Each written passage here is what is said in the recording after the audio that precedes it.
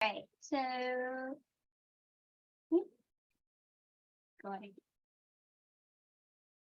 Like Andrew said, thanks for the introduction. I am Jennifer Klindt. I'm a biologist with the Florida Forest Service, and a large portion of my job is managing red-cockaded woodpeckers. So for those interested, their scientific name did change a few years ago from Bicotes borealis to Dryobates. In our CW world, we are having a hard time adjusting, but we're using it.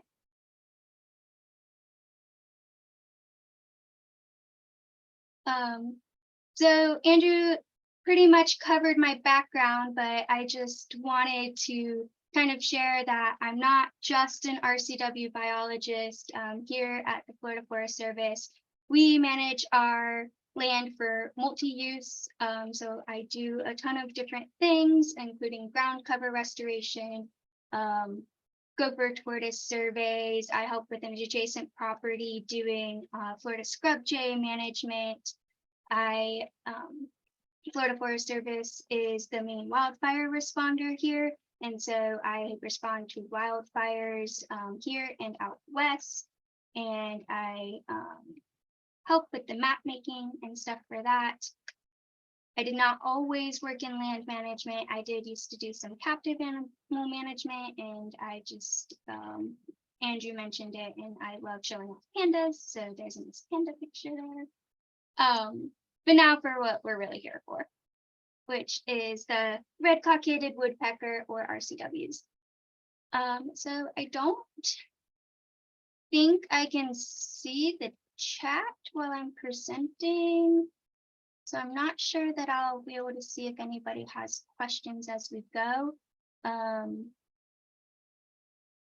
So you can interrupt me if you want, or just save them to the end. I'll kind of give you a rundown, so maybe you'll have an idea of if I'm going to hit what you want to ask. So I'm going to go over a little bit of habitat, prescribed burning, identifying the bird, and then kind of looking at species management, what we do, and Goethe's population. So Goethe is in Levy County, I think like 2 or 3 counties southwest of Duval there. It's about an hour south of Gainesville. So that's where I manage the RCWs, and RCWs are reliant on the longleaf pine ecosystem, which I am super passionate about conserving. It occurs throughout the southeast of the US. So they live in this ecosystem. It's critical for them because they live in live pine trees. And they're the only woodpecker that lives in live pine trees. And they need these old longleaf pine trees because what they do is they inoculate the tree with a fungus called red heart rot.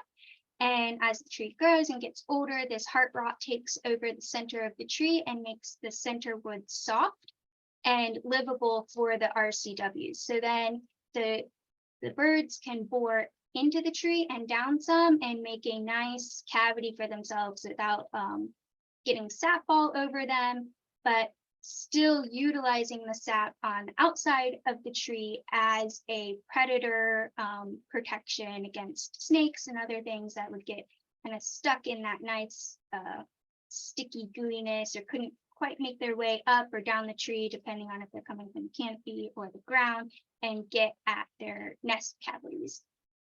So the longleaf pine ecosystem is super important for these birds. They rely on these older trees to be able to live in and utilize, and they need live pine trees. So some of the reasons that the birds have been listed as endangered was because longleaf pine has been cut over once, maybe twice throughout the southeastern United States, and it was used for turpentining, meaning they collected resin stores from these pine trees, kind of injuring these pine trees, making cuts at the bottom, and they would put these pots at the bottom. I don't have any pictures of it in the slide, sorry. But to collect this, and then this was used as like naval stores to seal things. That kind of hurt the ecosystem, and the pine trees, they can't live as long when you cut into them like that. And so between turpentining and cutting over for timber, the RCW lost a lot of their habitat. Since then, not just for the RCW, but for everything living in the longleaf habitat, land managers have learned that we need to responsibly and sustainably manage the land, work hard on our public lands and working with private landowners to make corridors and things like that, and manage it in a way that not only these species can keep surviving, but we can keep utilizing the forests for recreation, for our use. We still need toilet paper and things like that, but also for the different ecosystem services that this system can provide. So these are some examples of some nice longleaf habitat. You can see here in this top picture, this is an RCW cluster. We know them because there are white painted bands around them. They naturally occur. Just kidding. We paint them so that we can easily find them later. How we find these trees, as you can see in this picture, it's super sappy. They really work and flake off this bark. So when you see a dead pine tree, often it'll turn this nice red color, and the whole tree is a red color. But when you see an RCW pine tree, it will be just kind of a couple feet within the cavity. And you'll usually see the cavity anywhere between 10 and 70 feet up in Florida. As you get north, just like many other things, the birds get a little bigger, the trees get a little bigger, they'll make cavities taller. You don't really see those 10-footers very often, easier for predators to get in there and things like that. On Goethe, our average is between 20 and 30 feet for most of our cavities. And then this picture down here is just a nice, after we got a summer burn on this, you can see that there's lots of Lyatris blooming. There's a ton of wiregrass in here, a little bit of palmetto. So this is one of our sand deer sites, and then this first site up here that I showed you with more palmetto in it is one of our flatwoods sites, both longleaf habitats. And kind of just showing off one of their natural cavities. And the resilience of these trees is this tree was hit by lightning, survived, kind of healed over on itself. The RCW decided it liked it and put a cavity in it. And it's actually been our nest tree for a few years in a row now. So pretty neat. So both of those things lead into prescribed burning for me. And these birds are super reliant on burning. So the longleaf ecosystem is a burn reliant ecosystem. The longleaf ecosystems, flatwoods, sandhill, things like that we see in Florida, they need to burn. And we know that now. We didn't always know that. But if you've lived in Florida long enough, you know that we get tons of lightning. And that's always occurred. And so we'll see lightning, of course, with our big summer thunderstorms, and that frequently brings rain. But before these start coming, bringing the rain, we'll start to see some of these thunderstorms rolling in after winter. So right now we're in fire season. We haven't quite started seeing our summer rains yet. And we'll get these lightning storms and they'll create wildfires. And that would go through and it'd act like a medication for the forest and kind of clean out the underbrush, allow room for new growth. It'll change the bug content a little bit and things like that. So this time of year and into summer is when fires are really naturally occurring. And that is great for the RCW.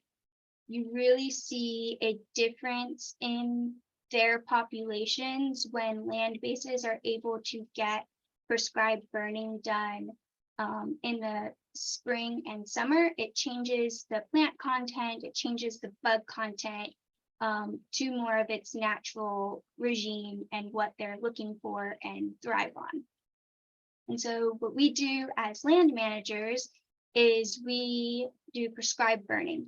So kind of like a doctor will write a prescription of things, we'll look at a block of woods and we'll say, all right, well, we think that this block of woods needs to burn, on this certain wind, it needs to burn during this time of year, it needs to burn with this weather. So not just dependent on the weather, but dependent on the type of understory and fuel loading there.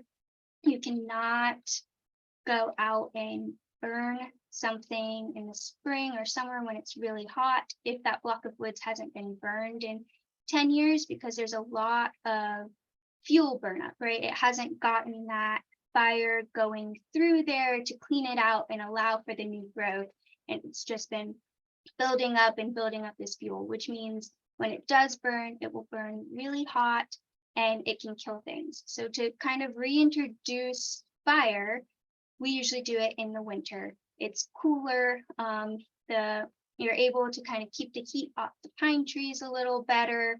It can kind of introduce, we're usually a little bit more wet in the winter because our trees and plants aren't using that water. So when it does rain, the water stays kind of on the ground. It allows for a mosaic burn. So as we're reintroducing fire into the systems, we'll often do it in a wintertime setting, and then we'll kind of try to switch that as we get a rotation in and switch it to a growing season setting when fire would naturally be occurring. So I know what you're thinking. These RCW trees, you just showed us how much sap is running down the trees. Isn't sap super flammable? Yes, very flammable. A lot of times, like sap, if an ember catches on it, it will light fire, especially if the fire has been slowly approaching it and kind of preheating and warming that sap. So a lot of different land bases, including here at Goethe, do things to prep around their red-cockaded woodpecker trees so that they don't burn up during our prescribed burns. And you can see in both of these pictures, these were pre-treated with a mowing treatment, and then that mowing was allowed to cure for a couple months. And then what we did is we go around and we burn out about a 40-foot buffer around these trees, so that then when we acreage burn right here, you can already see here, there's no fuel there to burn. And so if we go out and burn this 2 months later, the fire is going to be coming through the woods. It's going to hit this area that we burned, and it is going to pretty much stop. And so that really decreases the chance of the trees catching on fire, which decreases the chance of them dying, which allows things to seek refuge in the cavities if they need to during burns and things like that. So we take a lot of effort to make sure these trees are protected, and not only just for the RCW, but it really helps us to be able to continue our prescribed burn program, which helps all of the species in the longleaf pine system. They're super reliant on burning. We know that it naturally occurs. We see that populations of animals, gopher tortoises, RCWs, indigo snakes, a lot of these things that are listed and threatened, their populations increase and thrive as we increase our burning and get it back into the right rotation of a spring or summer burn. So I'm very passionate about getting fire into our woods and doing it responsibly, and keeping Florida a leading state in controlled burns, which also really helps with controlling our wildfires. We had 3 wildfires on my land base this week. this weekend, and none of them got bigger than 20 acres. And a lot of it is to do with our firefighters are amazing and caught it very quickly. But our burn program out here has been awesome, and we've been doing a really great job getting our woods back into a rotation. And the fuel loading is just not enough for the wildfires to really pick up and go, and give our firefighters an opportunity to be able to catch it when wildfires do pop.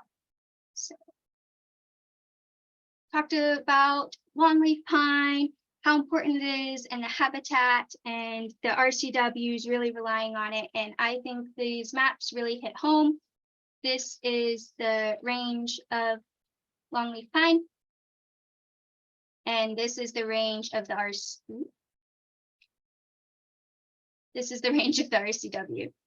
So you can see, it is nearly identical. These birds truly are reliant on the longleaf pine ecosystem.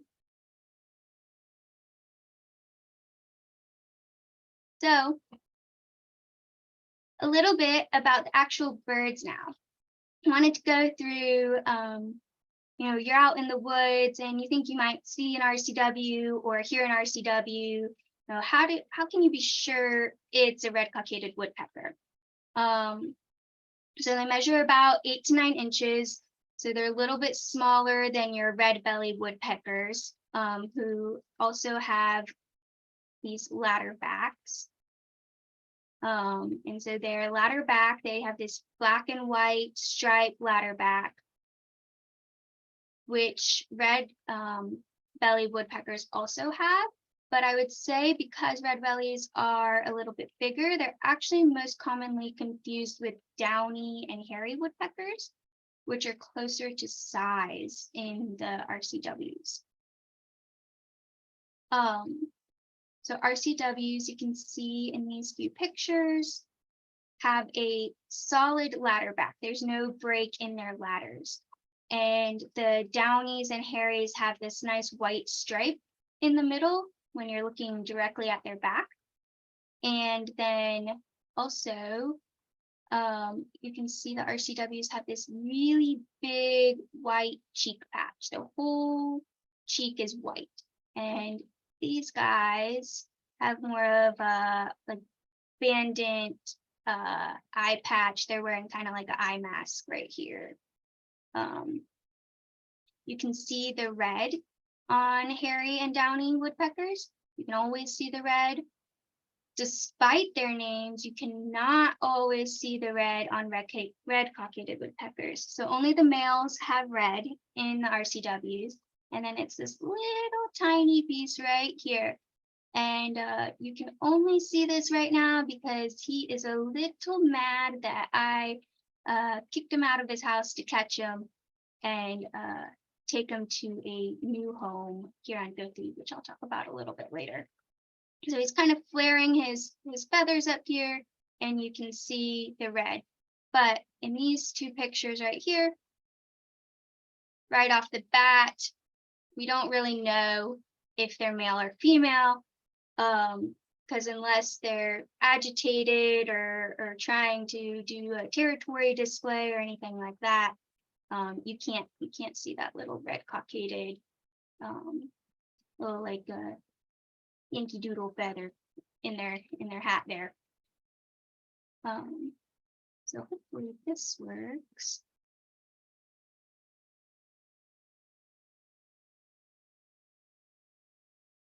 I can't hear that. I don't know. Can you guys hear that? I'm not getting it, Jen. Can you imitate it for us? It's kind of like a I was hoping.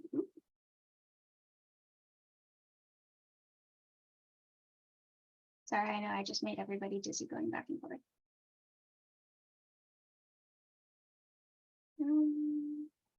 See, it says it's up all the way. Technology gets you every time. Well, so I have a couple videos in the next slide, I think, so maybe you'll be able to hear them then. So is their call. It's kind of it's similar to Downy's, but a little bit longer. It's a little high pitched, sort of like single syllable. Yeah, it's a funnel that's not working. Let's see if we can hear. Let's see if the video is working. So I wanted to talk about species management, so directly relating to RCWs, and a little bit less about like the broad habitat management that I was talking about earlier. So Goethe's population is, well, we just reached our goal last year, which is really exciting. But before then, we were not stable, so we're going to continue to band our population 100% for the next few years at minimum to ensure that we stay at our goal, which is 70 potential breeding pairs. So to do this, we intensively monitor the population. We check every family group. RCWs live in clusters or family groups, so it consists of a breeding pair, and then they will, the young of the year will often stick around and act as helpers to help the breeding pair raise the next set of young. And then after they have helpers, sometimes they don't always stick around, and they'll do that, they'll disperse before then. You'll see them kind of disperse out and make their own families the year that they're born. So we track these guys by banding each bird in the cluster as a nestling, and this means banding them at 7 to 10 days old. So we are constantly monitoring active trees, and we judge active by the cavity. Looks clean, only has wood chips in the bottom, which is what RCWs like, and the outside of the tree is really saggy. So sometimes you'll get that and you'll see some wood chips, but then inside the cavity is kind of poopy. That's usually a red-bellied woodpecker, and they're just taking advantage of the RCWs having built this nice cavity for them to live in, and it already has a little bit of a snake protection, and they're like, well, sure, we'll move on right on into this cavity right here that you made for us. So RCWs are not the only ones who use their cavities. A bunch of other species take advantage of these birds making cavities in these live pine trees. So the family groups, they'll usually lay once a season. There are rumors of double clutches, but we've never seen one here at Goethe that I am aware of. I think they happen up north a little more frequently, but by more frequently, still not very frequently. And we will see, though, if a nest does not make it all the way to fledging, we will see that breeding pair may re-nest depending on what time it is in the season. So right now we are right smack in the middle of breeding season. I banded 8 clusters today. For perspective, across Goethe right now, we have 73 breeding pairs. I'm not quite sure how many of those are actually going to nest yet, but at least 50 something. So here's our other biologist who works here in our Gainesville district, and we're banding these guys. Let's see, banding. Oh, I swear I tested these. I tested it last night. If you go to share screen settings, you should be able to select share audio.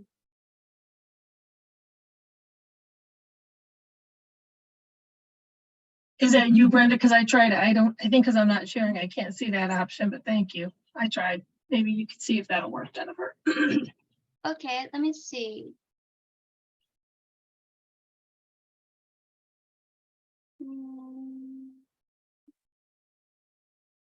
Because Share we've sound, done it before, right? We've done it before and it's worked, but, but the video is not even playing here. oh, gotcha.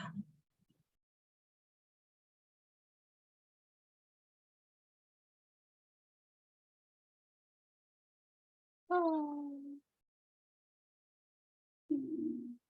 Well, maybe at the end I'll exit out and see if I can open them up.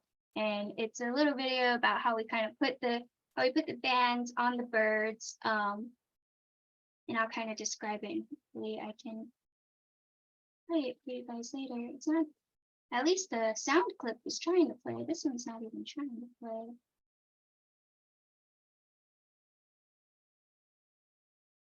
It says sharing sound.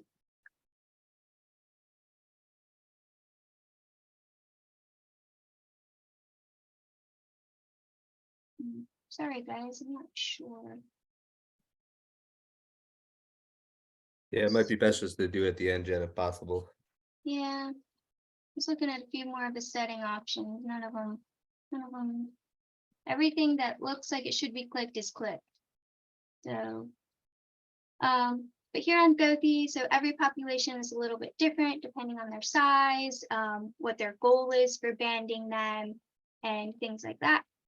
So, for example, Osceola National Forest and Apalachicola National Forest are donors in a translocation program. So Goethe is part of this translocation co-op, and because we weren't a stable population until recently, we would get red-cockaded woodpeckers from these donor programs whose population is more than abundant enough to be able to donate a subset of their hatchier birds to populations that are trying to boost their population and reach their goal. And so we were a recipient. So those sites are donors. So they band a certain amount of their birds for monitoring, but also for translocation needs. And they have their own type of banding scheme. Here on Goethe, our scheme is each bird gets, well, everywhere, each bird gets 3 color bands on one of their legs. And then on the other leg, they get a aluminum band that's a USGS band, and kind of like we've seen a duck band or any of the migratory bird bands. That's what it is, and it has its own identifier, so each bird gets its own identifier, and then on that leg it gets 1 colored band. So Goethe, we have a year color. This year is yellow, so all our birds are getting a yellow band and a USGS band on one leg. And then here, our population is small enough that each family group or each cluster can have its own unique identifier. So they have a 2-color identifier, and then the year, like this year's siblings had green on the bottom, and the other guy I think had purple on the bottom. So for 2023, our bird siblings are going to get banded with their cluster combo, their unique family identifier, and then either a light blue, a dark green, or a yellow. And that's how I'll kind of know, besides the year colors, if I don't see both legs when I'm reciting, I can know that's a bird from 2023. Goethe does not usually see nestlings more than 3. Again, as you get north, like you can have more than 3. They lay anywhere from 1 to 4 eggs on average. We've seen clutches that are bigger. On Goethe, we haven't had any survive. We haven't had more than 3 survive till banding age, which is 7 to 10 days old. Don't want to band them older than that, because how we get these guys out of their cavities is we actually have a like a herbicide hose or gas hose looking thing. Can you guys see me as well? Or can you only see the presentation? We can see you too, Jen. So we have a gas hose, and it has fishing line that goes through it. And you stick this into the cavity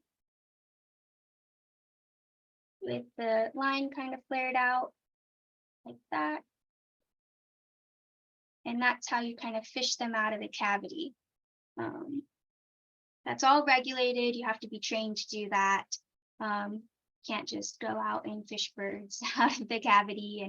And there is like extensive research to see, the best way to get these guys out, and that happens to be it. So you risk when they get a little bit older, past 10 days, that method you can pull their feathers out. So if they're older than 10 days, you miss banding them as a nestling, and you'll have to band them as an adult. Adults you capture via a net that goes over the hole, and you can catch them at sunrise. So they're coming out in the morning, to go forage. You have the net over the hole, and they come right out into your net. Or you can catch them at sunset. You put the net over the hole right after they went to bed, and you flush them out, and you get them back released from whatever handling you need to do before the sun is actually set. So I was saying how we band these guys between 7 to 10 days old. This is super intensive monitoring process. We can see here now we use this pole. On top of that pole is a wireless camera, and at the bottom is a monitor. They used to have to climb them. So climbing however many ladders tall it is every time. Thank goodness for technology, and we don't have to do that anymore. So here's some kind of peeper cam pics I wanted to share. I've talked about other things using these cavities. So we'll have snakes, nice rat snake, bluebirds, titmice, gnat catchers, squirrels. Flying squirrels are popular. And then here are our main guys of the show.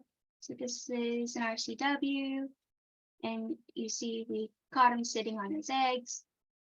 Now everybody in the family group takes turns sitting on the eggs, and everybody in the family group takes turn feeding the chicks. So it's not just one person in the family doing it all. And that's actually good. When you see bigger family groups, you see more success in fledglings. So these are our babies, and these guys are 2 to 3 days old, and we tell that about like the color on their back and things like that. And then these guys are almost ready to fledge, and you can see we have a female here and this male. You can see his red. So right when they fledge, the males, you'll be able to see their red. They got a nice red cap. Those feathers will then molt by the fall, and then they'll look like an adult, and you won't be able to see their red anymore. So that's kind of what we see, and kind of important for us to know when other things are using their cavities, because then we can know as managers of the species if the RCWs have enough cavities to live in themselves. And if they don't, and part of managing the species is we'll put in artificial inserts for them. So this right here is a bird box. And to kind of help, so the more birds there are in a cluster, the more likelihood they're going to be able to make their own cavities.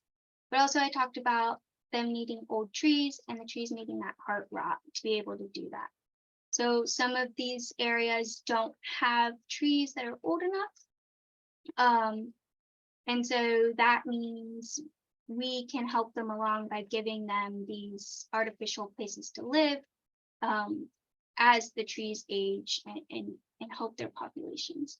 We do this by chainsawing, taking a chainsaw up a tree, and we cut a square hole out of a round tree, which is more difficult than it sounds. And we do this 20 feet up, 20 feet because who wants to climb more than 20 feet with a chainsaw? Not me. Some people do it higher on Goethe. Our average natural cavity is 20 to 30 feet. So this doing 2 ladders, each ladder, Swedish climbing ladder, which is what we use to climb the trees, is a 10-foot section. So doing 2 ladders allows us to put it anywhere between 18, 19 feet up to like 23 feet. So it gives us a bit of a range to be able to put a box in. And so that's kind of some of the ways that we help these populations. And if we see that a lot of snakes or squirrels are taking over cavities, we might supplement the cluster area with artificial inserts. Or if there's not enough trees in that area for the birds to make cavities themselves, we'll do that. I talked a little bit about translocation. So this is where I will take the birds of that hatch year from when they'll be naturally dispersing, which is in the fall. So if a bird's going to naturally disperse, it'll be in the fall. We'll catch those that would be dispersing to that hatch year, and we'll translocate them to a population that kind of needs a boost. And it helps those populations come stable, but also helps with the spread of genetics. So this is a bird last year. Goethe got its most likely last set of birds from Camp Landing to be translocated onto Goethe, and hopefully our population stays up and stays stable and at our nice like 70 breeding pairs. And so after we band all of the chicks, we go back and we resite them. So we look for that color combo to see if they've survived or not. Goethe has about a 50% survival rate, sometimes more, sometimes less, if they've made it to that pre-fledged sex check where I showed you the birds have, you can identify the males with the red cap.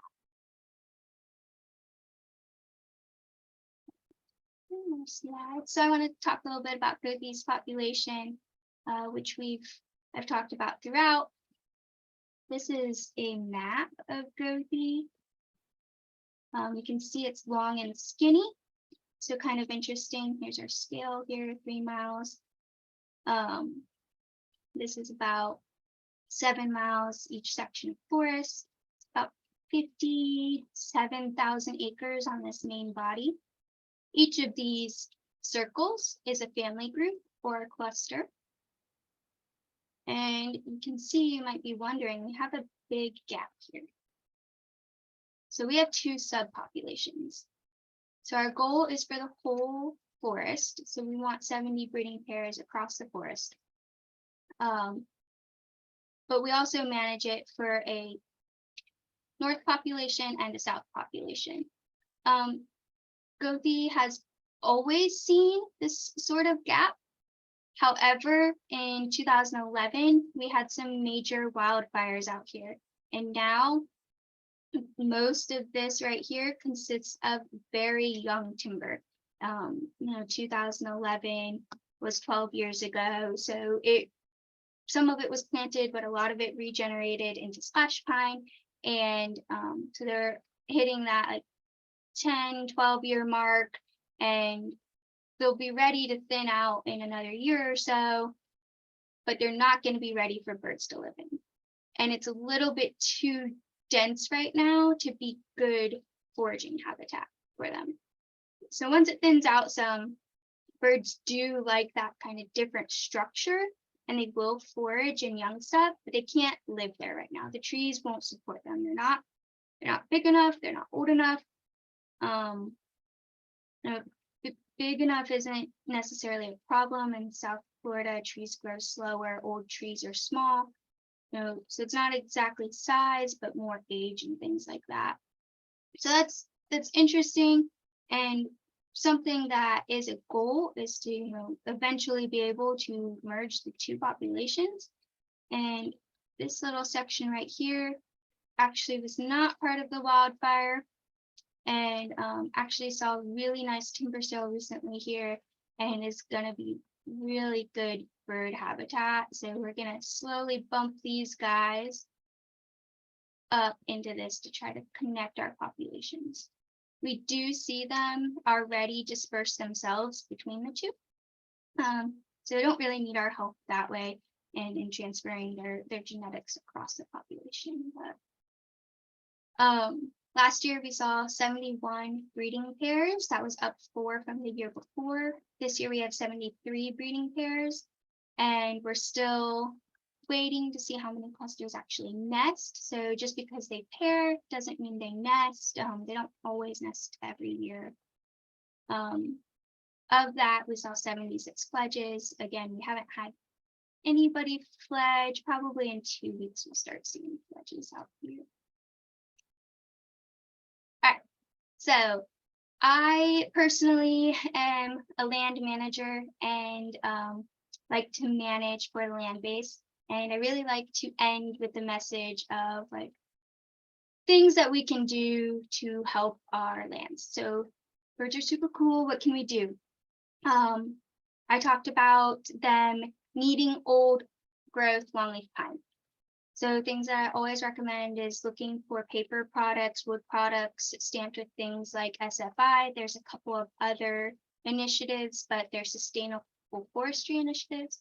And it helps ensure that land managers, timber companies, public, private, if you're a part of this program, you have to meet certain standards that says you're managing your forest sustainably so that it can be used now and for future generations.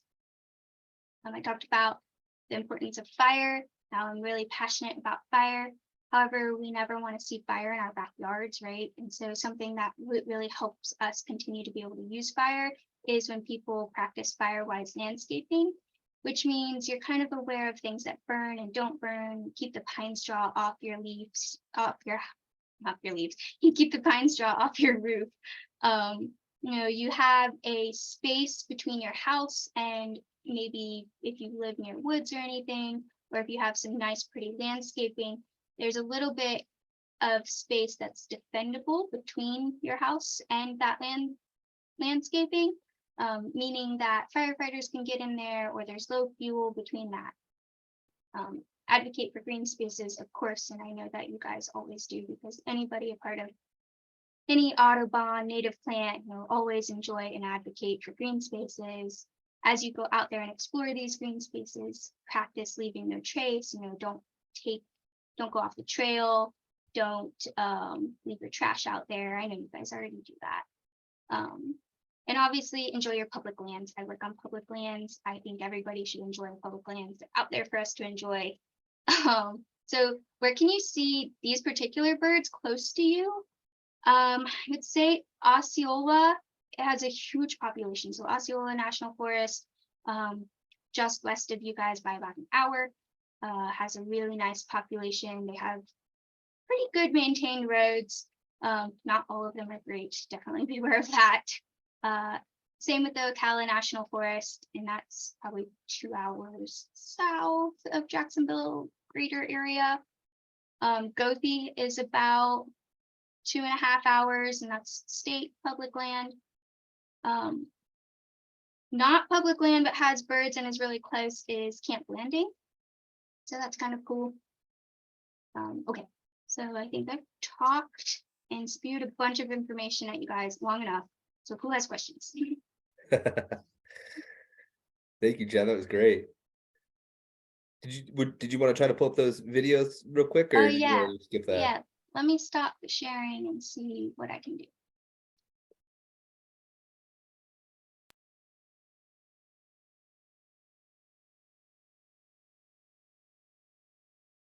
While I'm looking for just the individual videos, does anybody have? Yeah, you did have one question from Dory, and it was, how do you work with other management areas in Florida that have RCWs? Great question. So I mentioned the translocation co-op, and so population stable and unstable work together to be able to move birds around the state so that those stable populations can help unstable populations. So for us, we're not always taking birds. but we always go and help catch the birds that are going somewhere. So for example, I think Jonathan Dickinson State Park, which is a little bit south, got some birds last year. Maybe I think it was them from Osceola. And while we did not receive birds from Osceola, we went and helped capture those birds so that then Jonathan Dickinson could go take them to their land base and release them. So let's see. Jen, how old do the trees need to be in order to get the fungus? Is there like a minimum age or? So there's not a minimum age. I've actually seen young trees, like I cored a tree young, 80, 60. Mhm.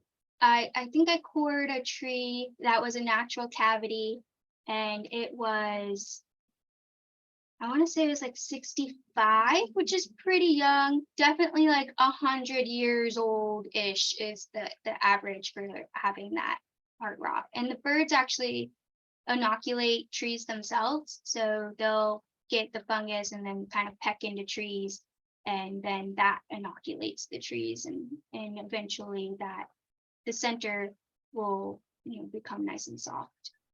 Can humans do that too if they wanted to expedite the process? Yeah, so they've tried that, and I think they do some of that out west, not for RCWs, obviously. But what they've decided here, management-wise, is it was better to grow birds, so provide them with artificial cavities, and then have the birds be the inoculation vessels themselves. Got it. Interesting. Let's see if this video works. Yep. Is that working? Yeah. Oh, so you can hear the birds. And this kind of shows how we put the bands on. So they got their silver band. That's the color band from last year. You make sure there's no gap in the colored band. It's really important to make sure all their toes are out. So kind of see I readjusted him on the spoon, make sure none of his toes are caught in those colored bands. Make sure there's no gap, because that gives kind of room for their toes to get stuck. And you don't want their toes are really important for being able to scale up and down the trees. You don't want their toes to be kind of stuck inside those bands. So we not only recite juveniles and adults for knowing our population dynamics, but also to make sure that we, as we manage them, aren't harming the birds further. So if we see any that has a toe stuck in a band, we'll recapture that adult and take the bands off or reband it depending on the goals of the population. That was kind of cool. Let's see. Jen, when you have a bird you've received for release, what does that look like? Do you have to keep them in the box overnight, or is it, you know, a very majestic release where out of your hand? How does that work? Great question. So depending on how far the receiving population is, you can, most of the time, so for example, we caught at Camp Landing this year, which is really close. It's only about an hour and a half from Goethe. So we caught the birds at sunset, and then we drove back to Goethe that night after sunset, and we climbed at night and we put the birds into set cavities. So before we got these birds, we made clusters specifically for the birds we were getting. Nobody else lived in these clusters. We screened those cavities so nothing moved into them. So then when we got the birds, we unscreened the cavity that night. We put the adult bird or the dispersing juvenile into that cavity, and then we screen it back so that they can't fly out at night, because you don't want them to outroost. That's a higher chance of an owl, some kind of predator getting them. They can't push through. It's just kind of like a mesh that we push into the tree. They can't push through that. Then the next morning at sunrise, we go and wait by the tree. You can usually hear them kind of pecking in the box, checking it out. As soon as they start pecking, we'll we have a string that goes from the top of the tree, so we don't have to climb it down, and we Oh, just good pull idea. that string, and they disperse from there. We don't always see them stay in the clusters we nicely made for them. Actually, frequently we don't. But this year we got 6 birds from Camp Landing, and I was able to find all 6 birds, which is amazing. You don't always do that. And 2 are part of breeding pairs, 2 are kind of floaters. They don't really know what they're doing yet, which is those are the ones you don't always refine. So they're kind of floating between clusters. Nobody's really kicked them out yet, but they're not a part of they haven't formed their own family group. And 2 are single birds. So super great. That was super high success for us. And kind of similar, if you have to fix a band issue on an adult or something and you catch them at night and it gets too dark, like, so a lot of times if it's before sunset, you'll just hard release them. So you just let them go and then re-roost themselves. But if it gets too dark, you don't want them to they won't re-roost if it's too dark. So you'll climb and you'll put the bird back in the cavity and you'll cover it. These, when you're fixing band issues or something like that, those guys, you're putting them back where they normally roost. So you don't have to keep it covered all night. You just have to keep it covered enough for them to settle down. And then you can pull that. So usually I have like a spare sock with me just in case we get too late, and I stick the sock and attach it to a string in the cavity, give them 20 minutes to settle down, pull the sock, and they'll stay in the cavity. That's But very cool. if you're going far, you can't always do that night. So you'll have to feed them through the next day, but then you'll do the same thing. You'll put them in at night and then release, like pull the screen in the morning. Interesting. Thanks, Jen. You had another question pop up as well from Tanya. Are there any plans to try to reintroduce a population in Alachua County? And in parentheses, I don't think we have any here. No, so I don't know of any populations in Alachua County. And there's not huge land bases in Alachua County. So let me think.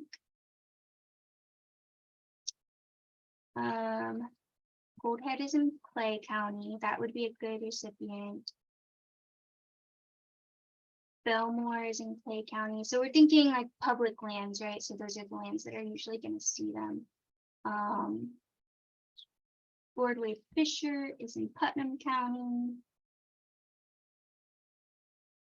I can't think of any land bases in Alachua off the top of my head that would necessarily be good recipients. So in order to create a population, the site needs to have enough habitat to support 10 clusters. Yeah, so the longleaf pine is a little bit too fragmented. But that being said, like Biologist State Forest, it's not like in the best condition right this second, but that doesn't mean it won't be in 10 years, like potentially ready for something. That they're doing a really good job kind of taking that from an industrialized forest and turning it into something that's more multi-use. And that's right on the Alachua County line on the north end. Goethe is on the south end of that. It's in Levy County, but we're not that far. Our Watermelon Pond tract is in Alachua County. A little bit too fragmented, the county owns some of it, FWC owns some of it. The soil there is super poor, so the trees are really small. I said size doesn't matter, but in introducing a population, you have to make their cavities. So size kind of matters because you either have to put a box in or you have to drill a cavity. So in smaller trees, you can't put a box in, the trees are too small. What you do is drill. So you have this special drill that you can, it's like sort of like a full saw, you drill in, and then it has like a little bendy thing, you drill down. You have to do multiple stages of covering it because it's running a bunch of sap because you just drilled a hole into the tree and it's trying to heal itself. And really that that has to be very, very intensely monitored before you put a bird in there, because nobody wants a sad, sappy bird, because that is very, very sad. So yes, I think too fragmented, but I don't know. The county, like Alachua County forever, is acquiring land all the time, sort of forever.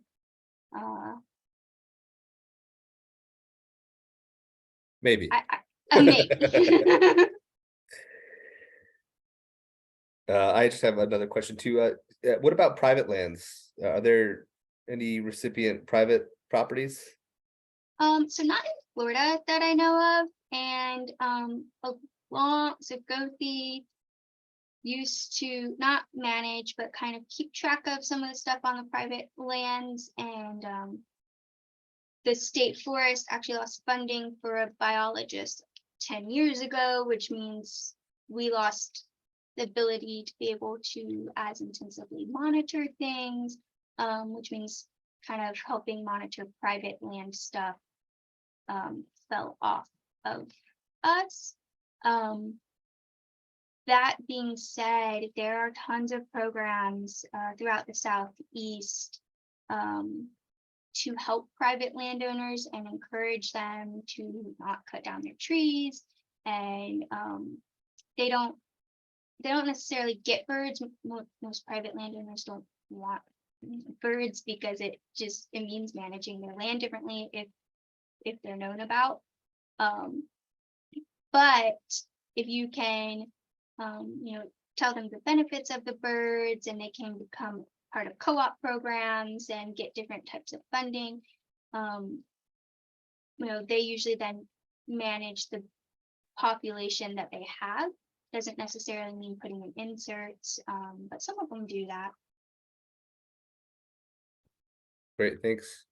Does anybody else have any more questions?